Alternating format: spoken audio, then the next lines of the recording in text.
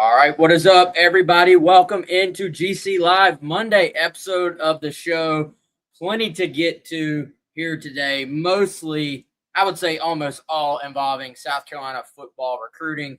Maybe a couple other little tidbits here and there, but for the most part, more than likely, we're going to spend the next hour talking about South Carolina's first big recruiting weekend of this recruiting cycle and dive into some of the things we've picked up along the way. But first, let me tell you about our guy, Clint Hammond of CMG Home Loans, ClintHammond.com, 803-422-6797.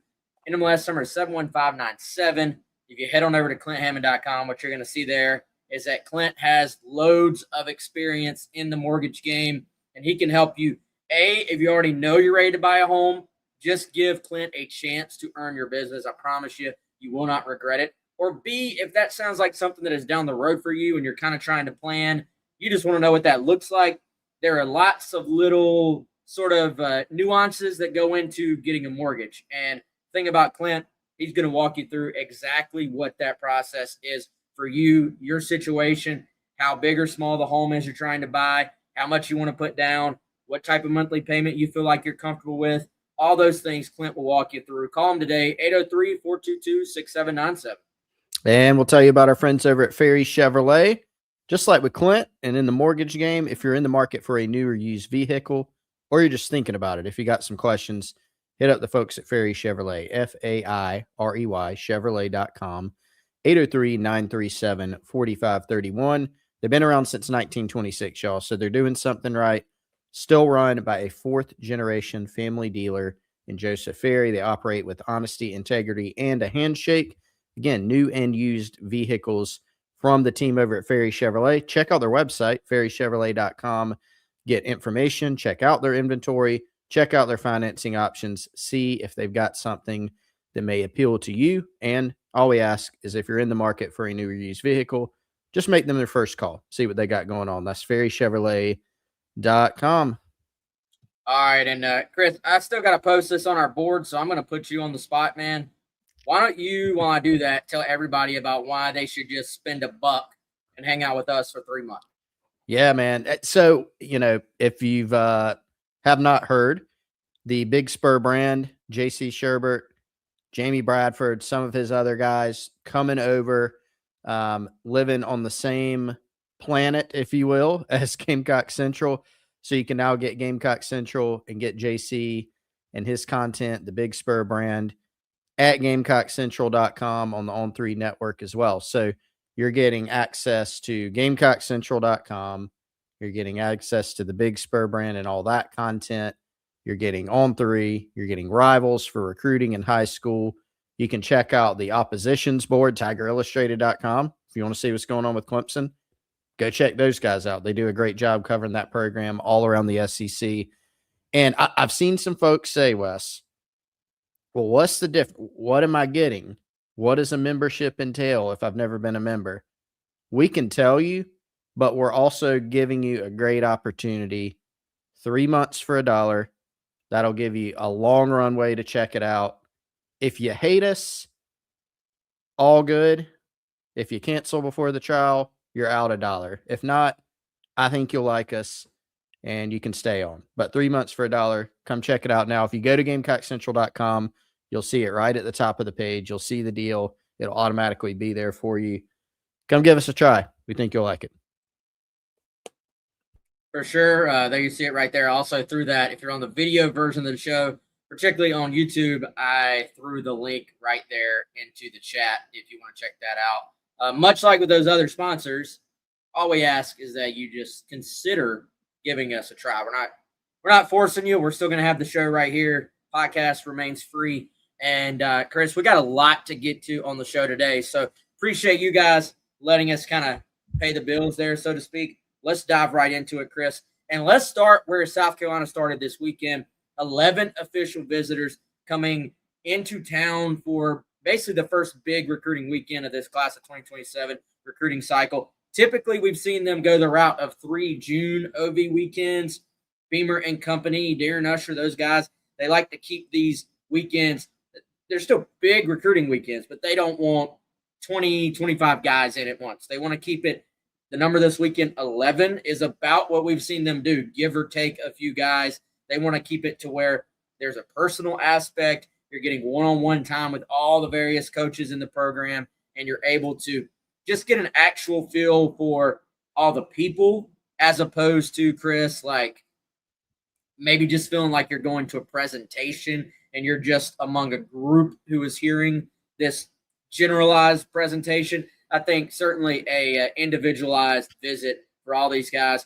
And so Judah Lancaster, a little bit different. We're going to count him as, I guess we count him as a commitment for this weekend, but technically Chris was already locked into the Gamecocks behind the scenes before this weekend started.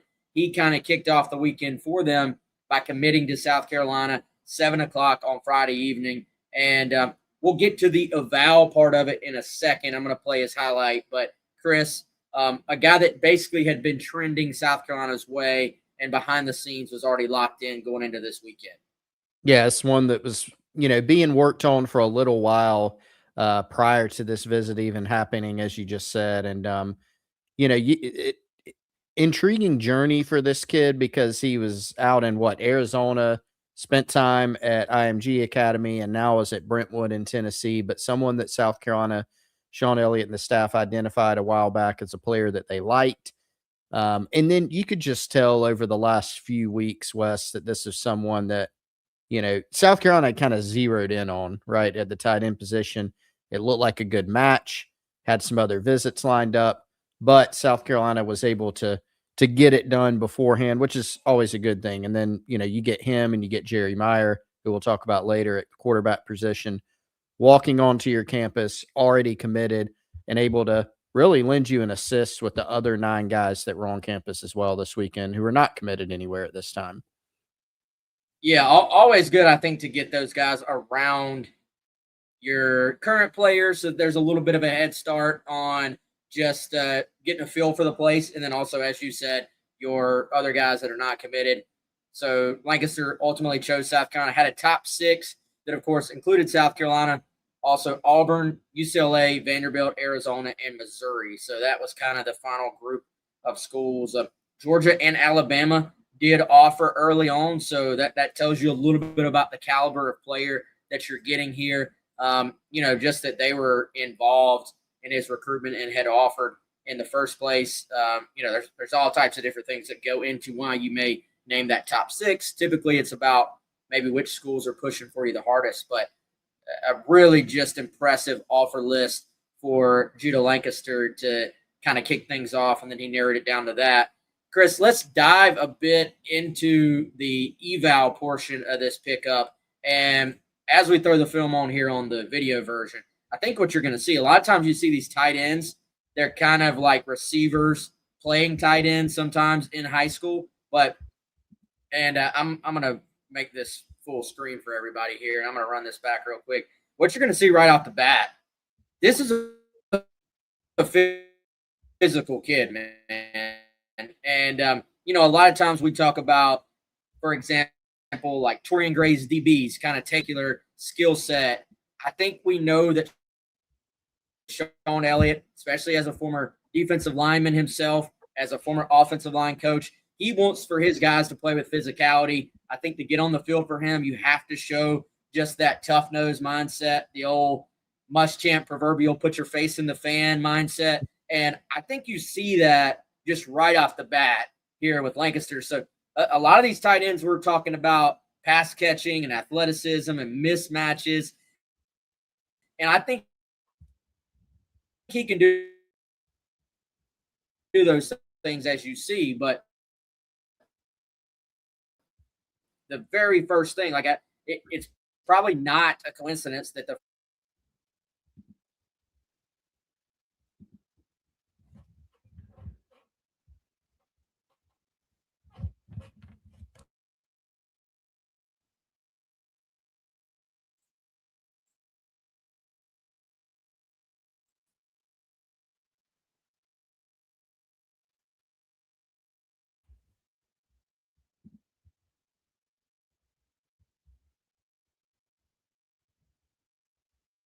all right, I wasn't sure if that was on my end or on Chris's, so hopefully you guys can still hear me. We've just had the highlights rolling here I think the other thing with this kid is, and Chris, whenever you're back, just hop in, man. I don't know who's in this is on right now, honestly.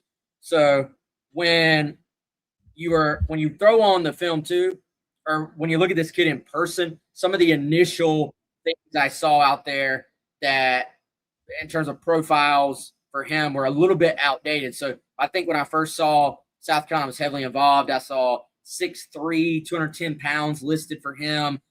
You kind of get the impression, hey, this might be a little bit more of an H-back type, might be more of just an athlete playing tight end. But then, from what we've heard, people that saw him in person this weekend, and then the updated height and weight from this weekend, 6'4", 236 pounds. So you're talking about someone that just has some physicality, both from a mindset standpoint, but also from a size standpoint. Someone that, yes, will continue to put on weight, I'm sure, once he gets into this SEC strength conditioning program, but already at a really, really good size with a great frame. Yeah, and sorry about that, Wes. I think that was on the Clark home office end. So my apologies to you and everybody. Just totally left you hanging. You're like, what's going on here? So, yeah, I mean, that's the exact point I was going to bring up. Our on-3 profile, I think, for Lancaster even said at one point 6'3", 210.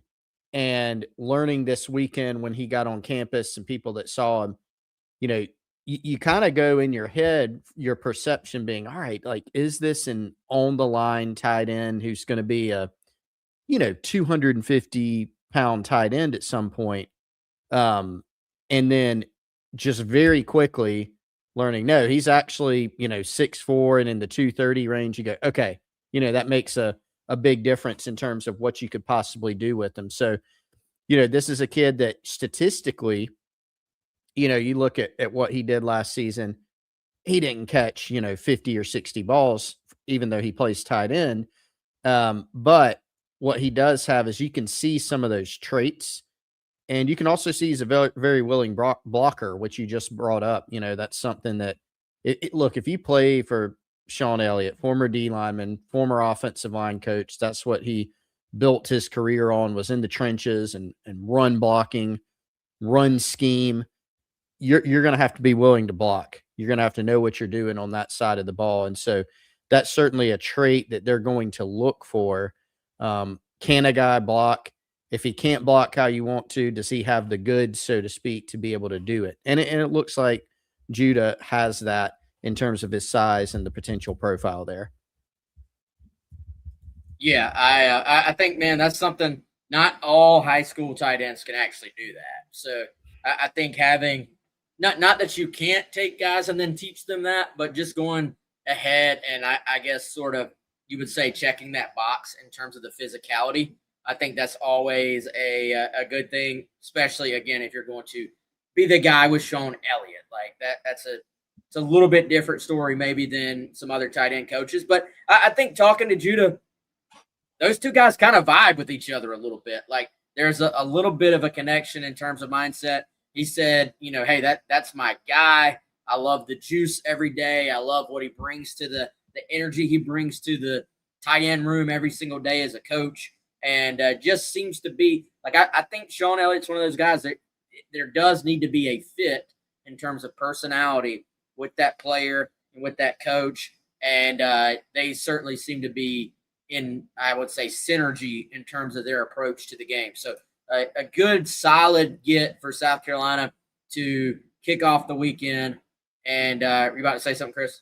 Yeah, I just had I sensed we were maybe moving on, and I had to get one very important note out there. Pronunciation.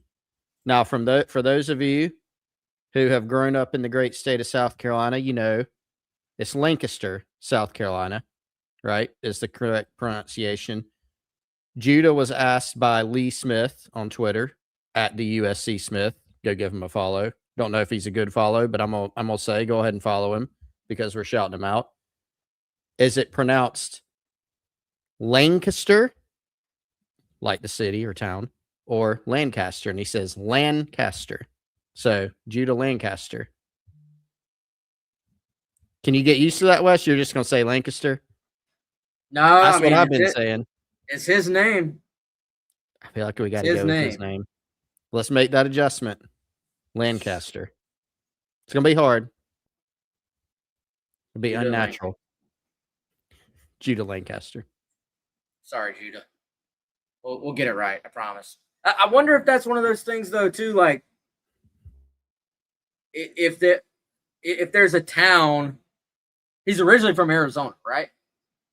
Originally, I don't know if he's like born and raised, but he was there. Yeah, high school. like if there's a town out there with that name, do they call it Lancaster, and that's where the pronunciation comes from? Like there is a town called that in Arizona. I just Googled it. I don't know if it's anywhere near where he grew up. Couldn't tell you. like Pennsylvania, they say Lancaster, right? Don't know. Wish Pretty I could sure. help you. Because I always thought if somebody comes into South Carolina and they talk about the town of Lancaster and they say Lancaster, I'm like, oh, you ain't from around here. You know what I'm That's saying? right. Like It's an easy tell. Yeah. it's a tell. So, all right, Judah, we're gonna get your name right. I promise, man. But good get for the Gamecocks. Appears to be a good kid, made the right stuff too. Good family, just awesome all the way around. So good get there, adding to that class, and some disagreement among the industry. We'll see if he can move up in these rankings, Chris. Right now, number 32 tight end in the country, rivals industry ranking.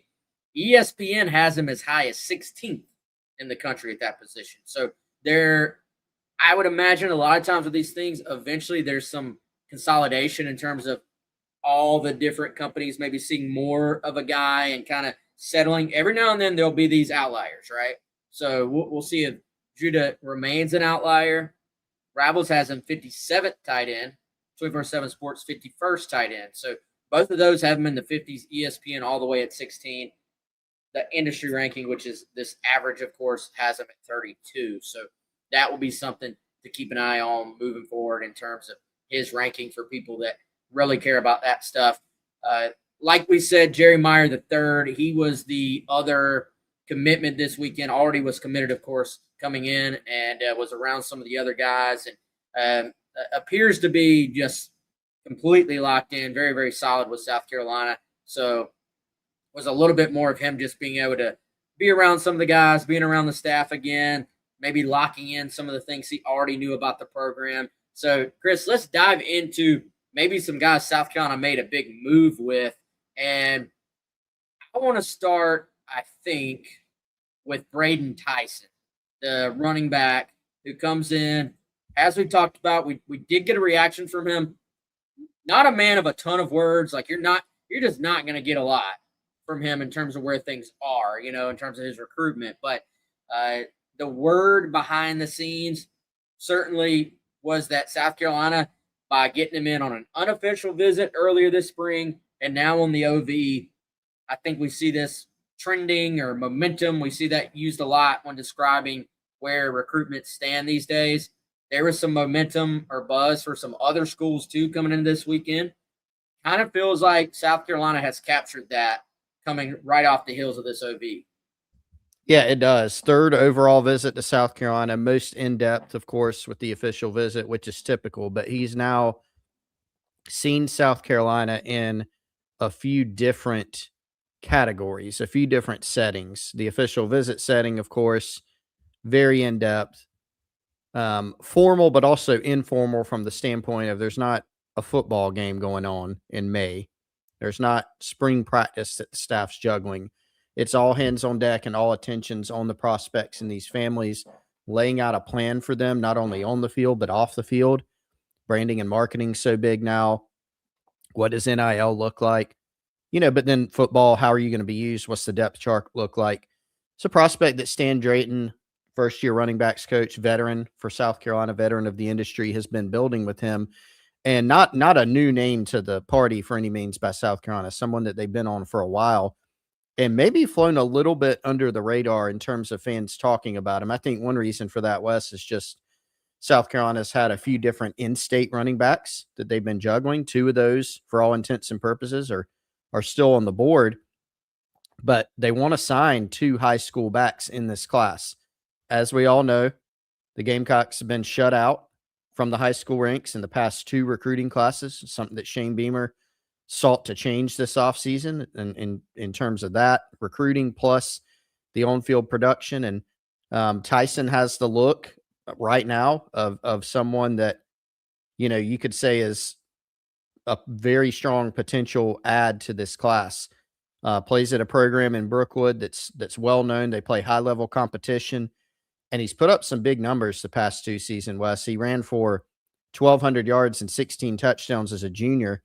His sophomore year actually was even better, over 2,000 yards and I think 26 touchdowns that year. So you see this kid on film, and if you've ever seen him in person, just kind of roaming the sidelines during a visit or whatever it may be, this is a big kid.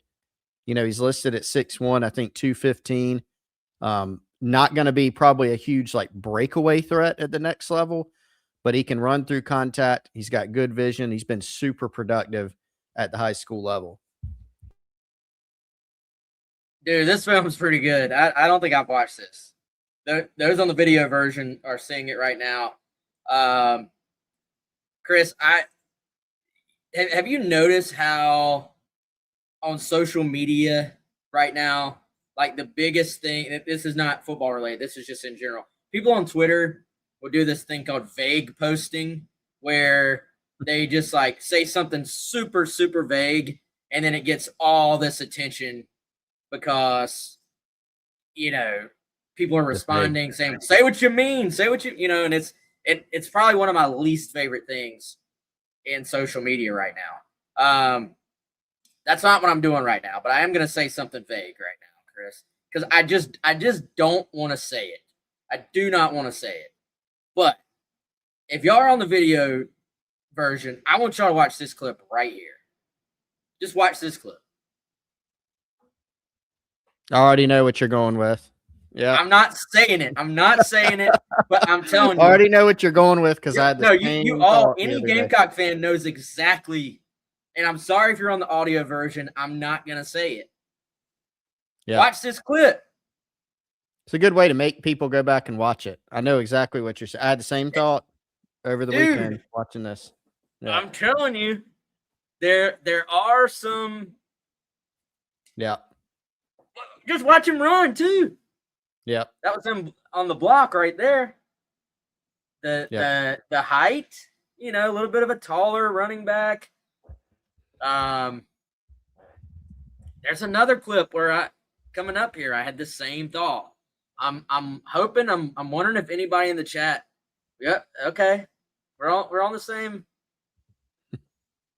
We're on the same wavelength. Even this kind of breakaway where he's breaking away, but not, not just burning everybody. The vision. Look at this cut. Look at this cut. Okay. All right. I'm done. But y'all are picking up what I'm putting down in the chat. Did you had the same thought before I? No. Said that, yeah. Dead serious. Yeah. I was like, I'm not going there. Your mind is like, nope. There's can't certain go there. Things that you just don't do. Yep. But, pretty good film there, boys. It will bring back memories. We'll just put it like that. By the way, shout out to everybody in the chat. You guys are right along the lines with what I'm thinking. I know we're going to talk about South Carolina's weekend, Chris, but I want to dive into something our guy Jeff here said. And shout out Jeff. Shout out Jeremy Jones, Garnet Yardbird, Carolina Titan, Will, Ben. Shout out all of you. But the Fong bomb for Dobson to A&M. All right.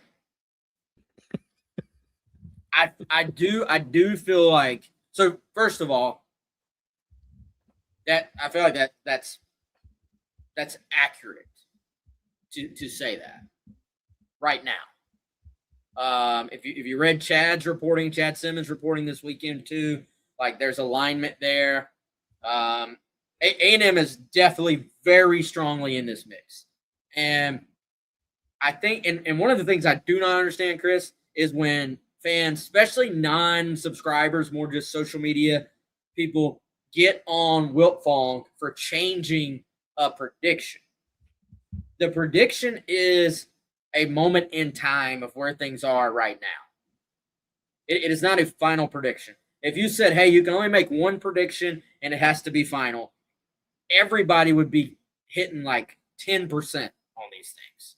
Or they just wouldn't put them in until the end and it wouldn't serve its purpose. So if Fong or anybody else changes a prediction, I don't think you should bury him. Like, what? You're changing it again? Well, yeah, the recruitment changed. It's designed to give you almost like a roadmap of how the recruitment played out, right? It's an update. However, unless Dobson does what some prospects do this and just cuts everything off and commits and says, I'm not taking visits. Unless he does that, then there's still a long way to go on this thing. And there was a ton of kind of, I don't want to say freaking out. It wasn't like a meltdown, but there was a ton of like, oh my gosh, he's going to LSU. How does LSU come in here and do this? How does LSU have the lead now after a really strong visit to LSU where LSU had, frankly, the momentum at the time? I think, Chris, South Carolina continues to play the long game here. I personally believe, again, there's no such thing as a lock in recruiting. So he could make me look dumb, and he could commit in a week, and this would be old takes exposed. But assuming, he goes through the process, as has been the current plan, I still think South Carolina is in this thing with Dobson until the very, very end. I think they've done a phenomenal job recruiting him. They've built a strong relationship there, built a strong relationship with the family as well. They have a great game plan for him if he were to choose South Carolina in terms of resources and NIL and all that stuff. South Carolina will be at the table in terms of that stuff. Like, this kid is as high of a priority as you can be for South Carolina. I think we all need to just wait and see what happens before getting too worked up over, hey, A&M may have momentum right now. If it plays out, South Carolina does still get the final official visit. Yes, all great points. And I'll add a couple. So Steve Wiltfong is and I'm not saying this negative or positive. He's a prolific predictor. He utilizes the On3 prediction machine. I haven't looked, Wes, but probably more than anybody on the network. I just looked. He's put in 1,200 predictions over since he joined the network. And that's not been over the course of 20 or 15 or even 10 years, right? On3 hasn't even been around that long. So he does a lot of predictions. He will change those predictions typically if he gets new information, right? And, that's an important distinction, because if you get, a lot of times we get pushed even, hey, if you had to predict where's this kid going right now, and you go, okay, well, I think this school or that school, or I can't say, but it can change.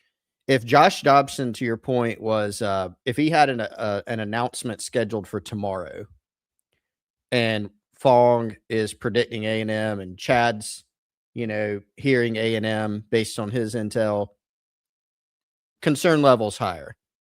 We've known that A&M is a major factor. We have heard, and we are of the belief, I think you and I are on the same page with this, that Texas A&M and South Carolina, out of his final five, are probably the two schools that are in that top tier.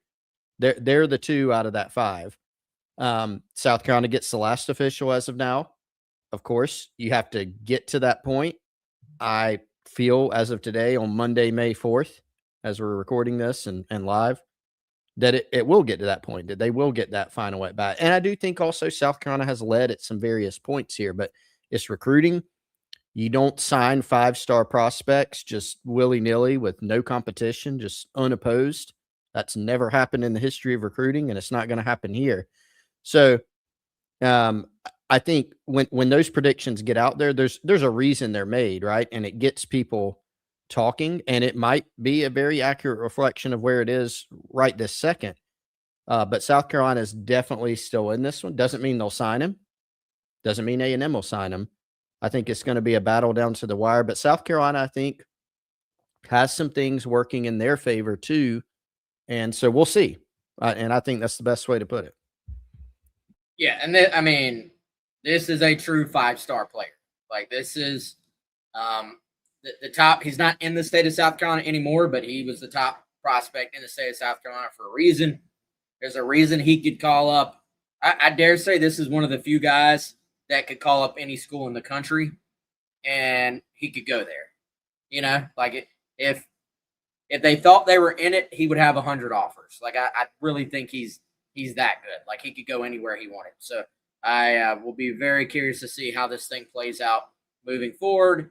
And, Chris, we were talking, was that on radio? We were talking about, do you want the first visit, the last visit, the middle visit? I still think in high school, I think high school and transfer portal are even a little bit different. I think you'd still love to have the last one, but that's only if you can guarantee you get there. You know what I'm saying? 100%. Yep. Like, sometimes you might have the last one and the guy finds home before he even, like, even if he takes your visit, maybe they're mentally already, oh, no, I found where I want to go. So there's gives and takes of that. I think traditionally people always say, I want the last visit. Now, if some of these guys call Beamer this week after visiting this weekend and say, no, I want to be a Gamecock, then you are like, okay, we got this thing locked up in the first visit. Will McLean says, I'd rather have first visit for the portal. I think I agree with that. I do too. Yeah. Because the portal you're working on, and that, especially now, man, you're working on such a tight timeline. You got one portal window, it's shorter, and you don't even, first of all, you don't have time to take, unless you really pack it in. I'm gonna take 5 visits. Not during the portal, you're not. So you're lining up a couple or a few visits, and we saw some of this past year, whether it's South Carolina getting guys before they could go elsewhere, or frankly, a couple guys that got the first visit and were able to lock them down before they got to South Carolina. They had visits booked, didn't happen.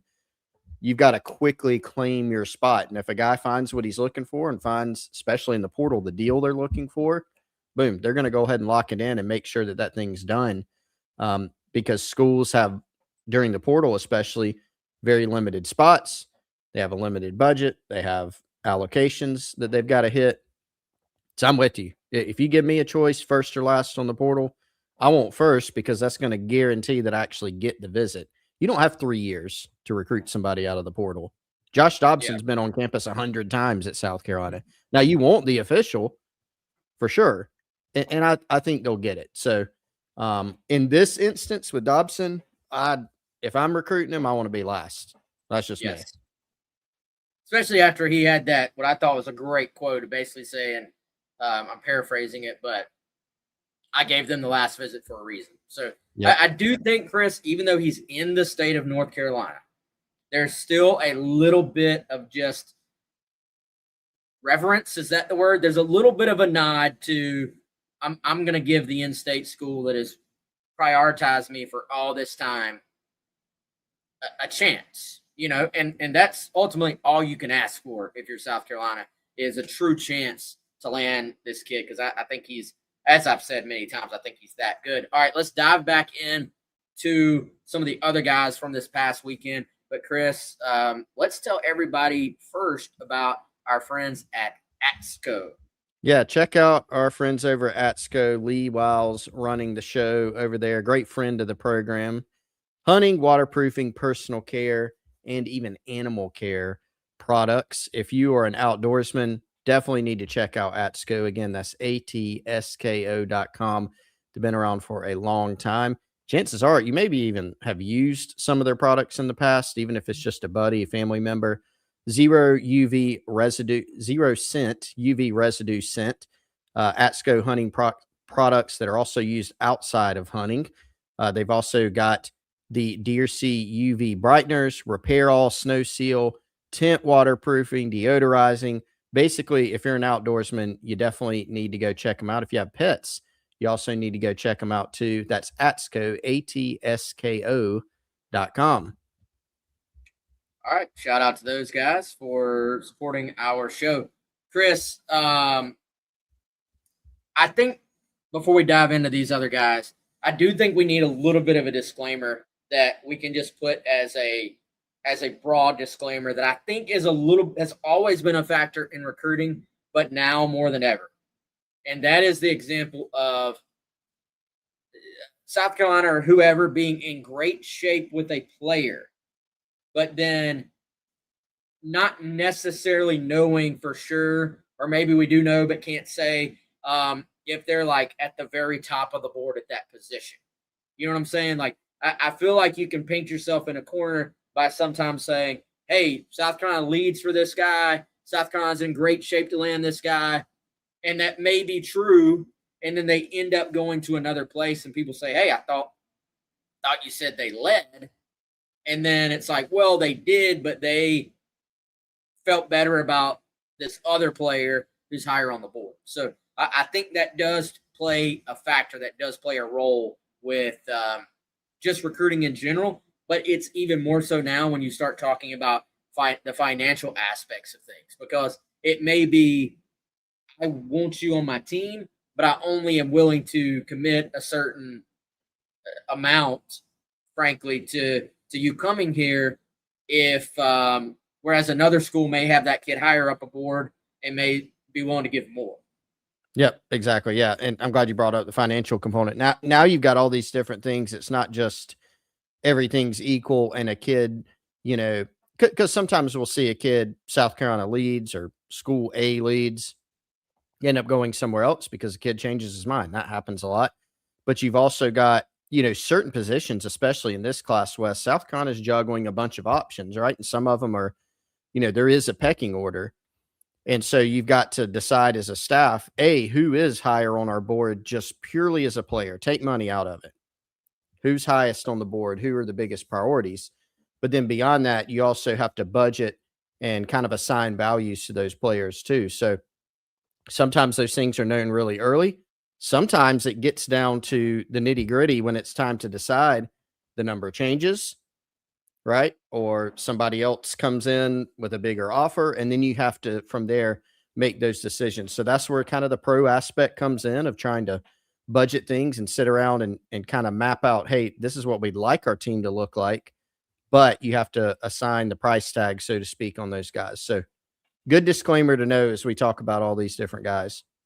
Yeah, so I'm going to put that out ahead of time just in case, there may be a guy who we say, hey, they're in great shape with, but then they don't end up landing them because of this exact reason I've said. Now, there may be other guys where we will give the disclaimer, like we'll say, hey, this is a priority, like with Dobson. Like we can tell you without a shadow of a doubt, like he is a priority for this program, a top of the board type of priority that if they miss out on him, it will just be because another school landed him. It won't be because they've passed or anything like that. So, Chris, with that said, I think there are a number of guys who are on campus this weekend who you can kind of say, hey, if South Carolina continues to push for them, then the Gamecocks are in great shape to land them.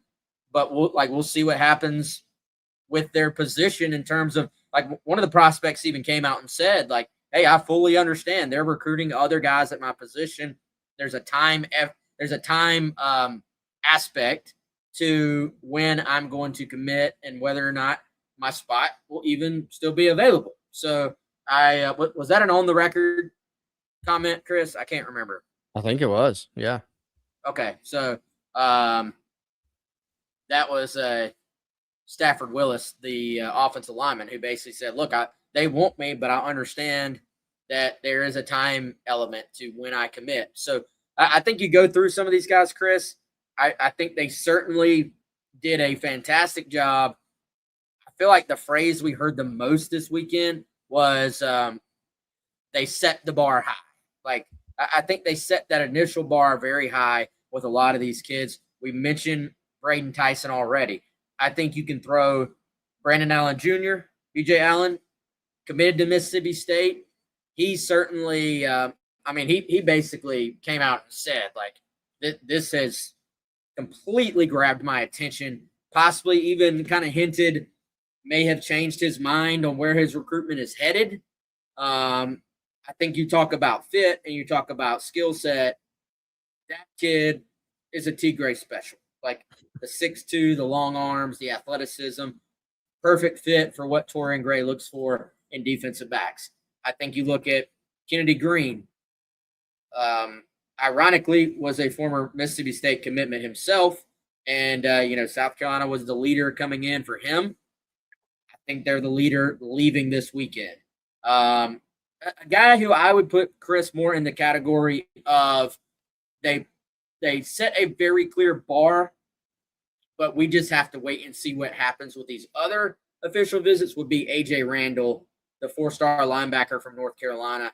You look at some of what's left. I think he's at NC State next week, but then you kind of fast forward ahead. You got a UGA official visit in there. You got an Ohio State official visit in there. Like, you got some blue bloods you're going to have to hold off in order to get to his commitment, which is going to come in late June and on June 30th. So there's just a long way to go on that one. So it's hard to say, but I do think they opened his eyes.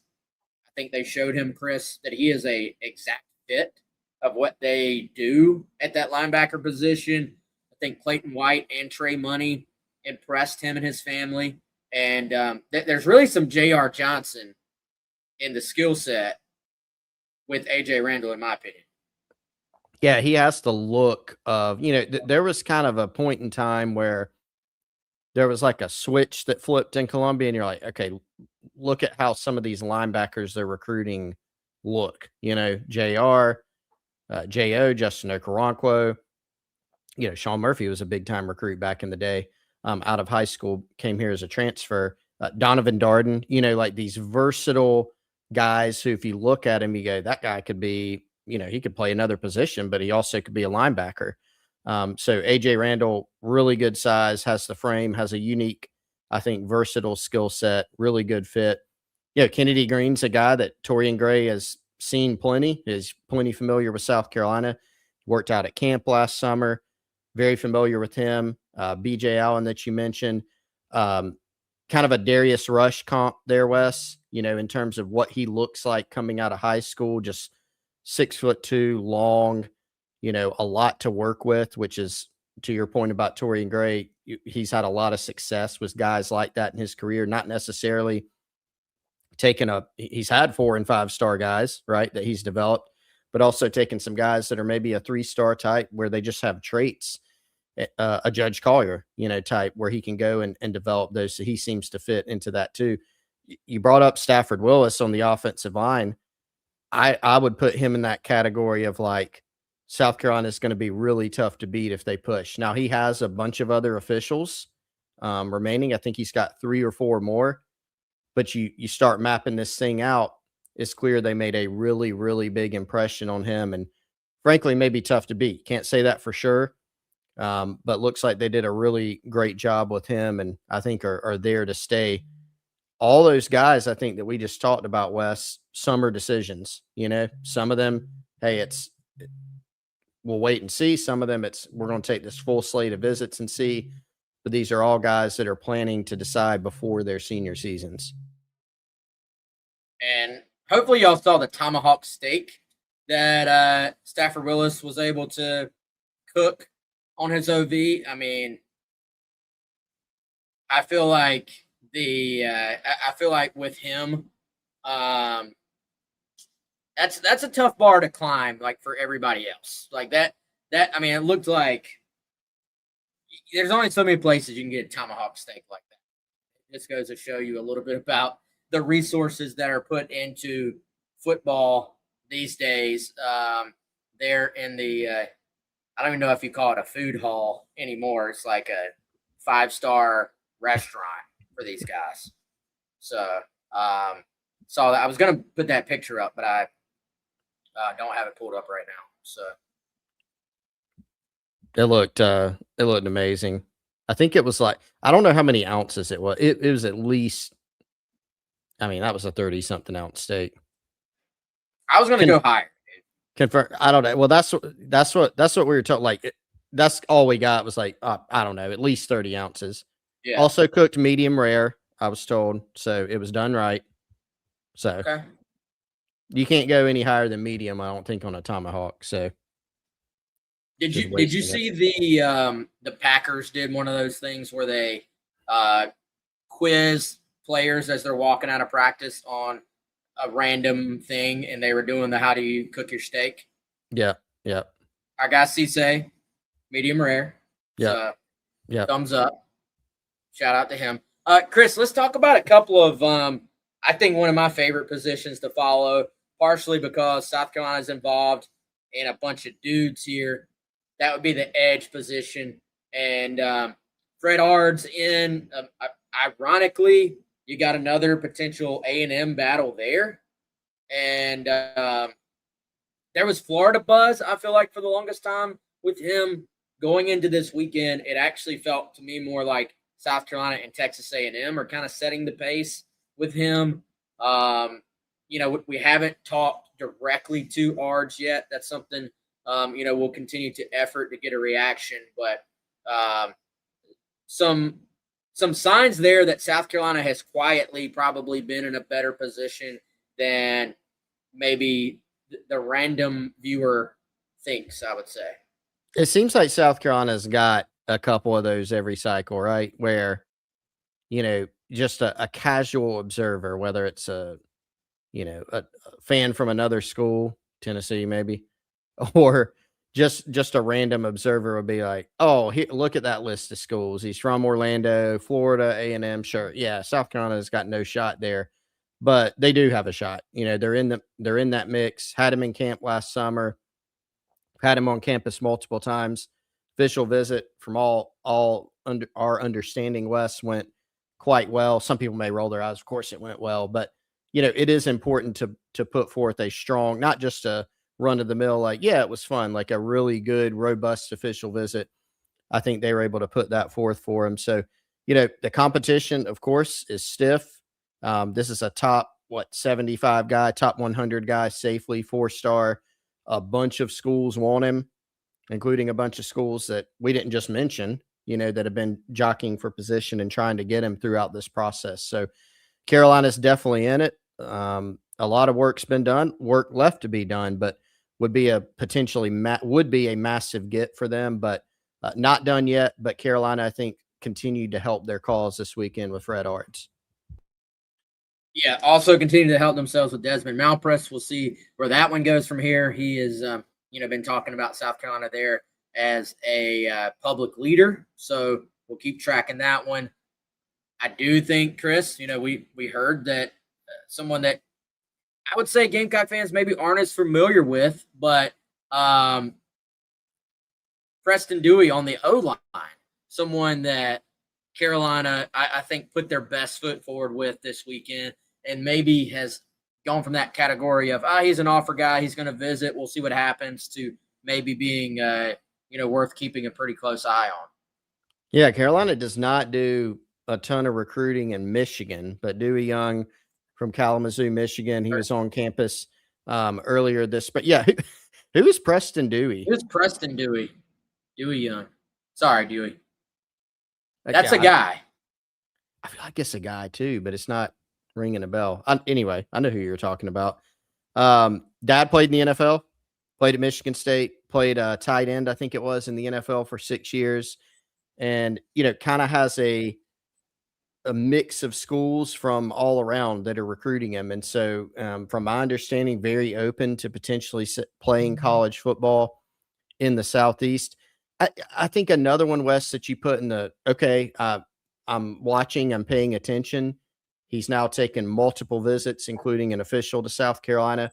But you kind of put it for me in that wait and see category. Don't have a great sense of, hey, South Carolina leads. South Carolina's in the top. They're clearly one of the top schools because they've gotten an official, but kind of hard to tell where it'll ultimately go. But definitely one we're going to continue monitoring. We've heard enough and seen enough to know that. Preston Dewey is a former class of 2012 quarterback from Austin, Texas, who signed with the Miami Hurricanes. So I don't know You why have that was just absolutely what that was a complete matrix glitch. There's no reason for you to know that guy. Did Carolina even recruit him? I, I don't recall. From the looks of his profile, don't believe so. He was an Under Armour All American though.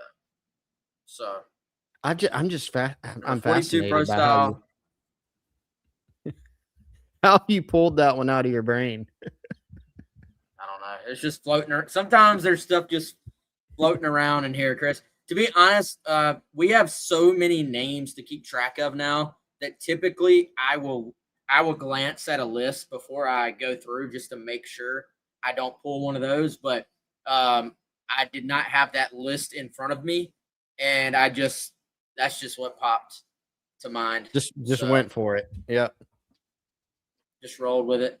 By the way, It's all right. Stafford Willis has a brother, Tucker Willis, who I will get his name correct, who's even taller than Stafford. He's class of 2028 and plays tight end. Also plays some basketball, I think. And would also be, he did not visit this weekend, but would be, maybe somebody to keep an eye on down the road for South Carolina if they do end up getting Stafford. I'm trying to see, Chris. Have we talked about everybody except the guy that I'm saving for last? In-state defensive lineman from Football City, USA, home of David Cloninger, Rock Hill, South Carolina, South Point High School. Chris, Seth Tillman, what you got there? Yeah, this one, man, is you look at Seth Tillman's recruitment. He's a 4-star guy, offers from all over the Southeast and beyond. I mean, Michigan's one of the schools that's in the mix for him and has actually an official visit book for this summer.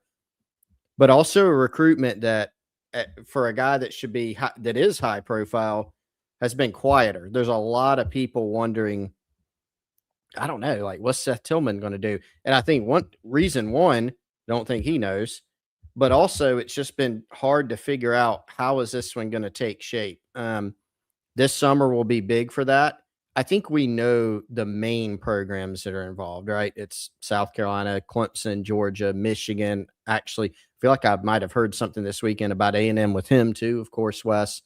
But an in-state guy who I tend to think will stay in the Southeast region. I don't know that for sure, but I tend to think that just based on what I've heard.